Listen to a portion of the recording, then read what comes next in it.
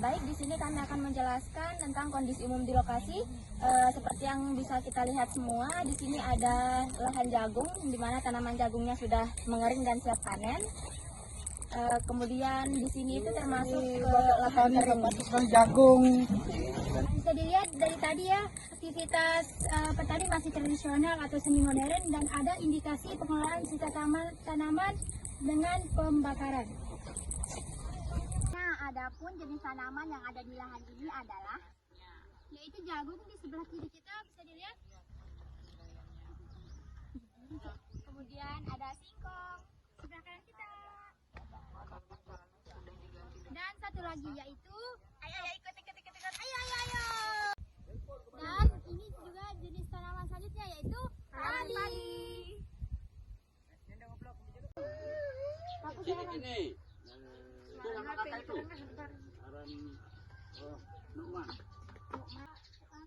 Jenis tanaman budaya kan padi sama jagung. Iya, jagung. Tapi misal musim apa baru ini dan misal hujan berarti Kita tanam jagung. musim hujan jagung Musim hujan. sama padi ya. Sawah padi, kalau di rawa itu jagung. Itu bedanya. Nggak bisa kita tanam padi di Pandai nada mau teliti yang ini, yang tanah rahu, bukan Semua. semua. Kalau kemarau berarti kalau Tembakau lah. tanaman apa aja? Tembakau. tembakau. Kalau kemarau ya tembakau. Terus pola tanam Kalau tanam maksudnya tanam, cara-cara tanam. pengelolaan. Iya. Kalau pengelolaannya sebelum kita tanam, kita kasih Jalan nih. kita kasih apa namanya itu? Kita kasih tepas bersihkan, potong-potong dia punya Vegetasi ya, sisa.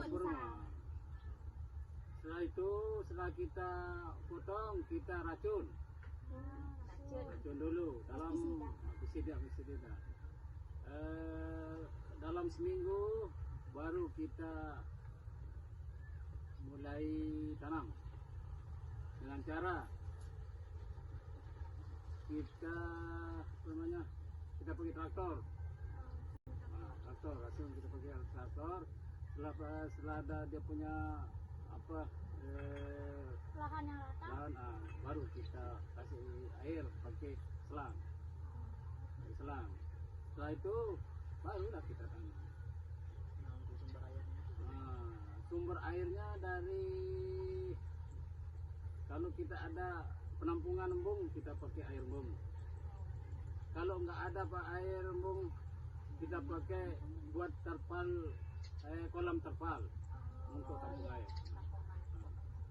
Yang penting kita ada untuk siram. Terus pupuk yang digunakan itu Pak, pupuk apa? Untuk menghidupkan kita pakai pupuk urea. Ya. Gimana takaran? Takaran dalam satu ember itu satu wing kecopok itu lah. Untuk semuanya. Untuk satu ember.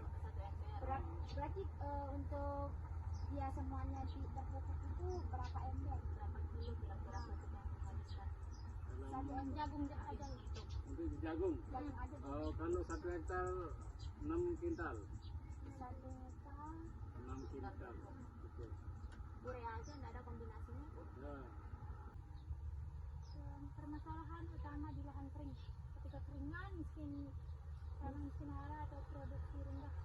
Miskin hara nu kena nonton di arah miskin hara. Penyakitnya mana? Apa?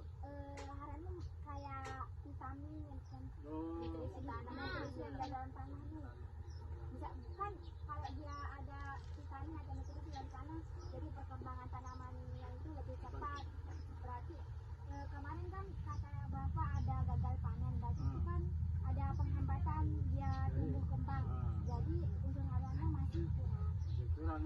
Penyebabnya air juga kekeringan. Kekeringan penyebabnya Masalah kekeringan. utama kekeringan utamanya berarti sering kekeringan ya. Kalau pemupukan selalu kita pakai itulah 2 jenis SP sama SP. Kalau jagung itu 3 jenis. Urea Posca dengan SP. Posca. Berarti masalah utamanya cuma kekeringan. Kekeringan di sini. Kalau nggak kering, kalau cukup hujan, insya Allah berhasil. Berarti sangat bergantung sama hujan ya. Pasti itu. Kalau sudah nggak ada air, nggak ada panas. Untuk mengatasi masalah kekeringan tuh Bapak biasanya lakuin apa? Untuk kita ambil air air kita beli air yang beli air lah. Biasanya per tahun atau per tanaman itu biasanya berapa air?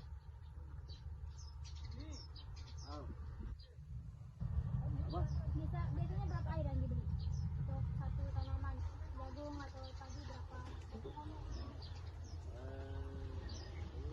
Bosnya lah. Kira-kira 10 tangki lah. 10 tangki. 10 tangki. 10 tangki itu untuk berapa tanam maksudnya? Untuk 1 minggu lah, 1 minggu untuk manu lah. Untuk anu lah, untuk kali siram lah. Itu. Tapi kita jarang kita lakukan, kita pasrah kalau gitu. Tapi kalau kita kalau sudah layu kita punya jagung kan, nggak ada air hujan kan, masa kita belilah mana yang dapat kita jangkau lah. Enggak semua.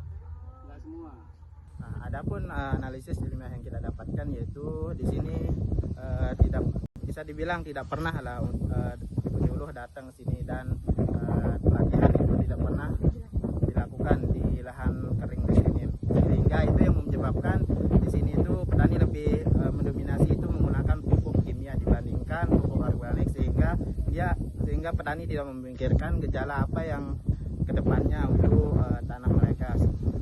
Mungkin selanjutnya Ini kan kita sama-sama ketahui bahwa di lahan di Jerowaru ini dominan dengan lahan kering. Nah, seharusnya petani atau penyuluh selalu bersosialisasi ke daerah sini untuk hasil tanam yang lebih baik dan untuk petani tidak menggunakan cara yang ilegal. baik, mungkin cuma itu aja untuk analisis ilmiah. Bye. Oke guys, jadi di sini kita akan menjelaskan tentang apa yang dipelajari dan apa hal yang menarik yang kita dapatkan dari hasil observasi kita di lapangan. Jadi hal yang menarik yang kita dapatkan yaitu bisa mengetahui kondisi langsung di lapangan dan bisa langsung berinteraksi dengan petani-petani lokal. Kemudian yang kami dapatkan di sini adalah praktik pertaniannya itu masih menggunakan pupuk kimia yang tinggi. Kemudian untuk sumber airnya itu masih sangat bergantung pada curah hujan.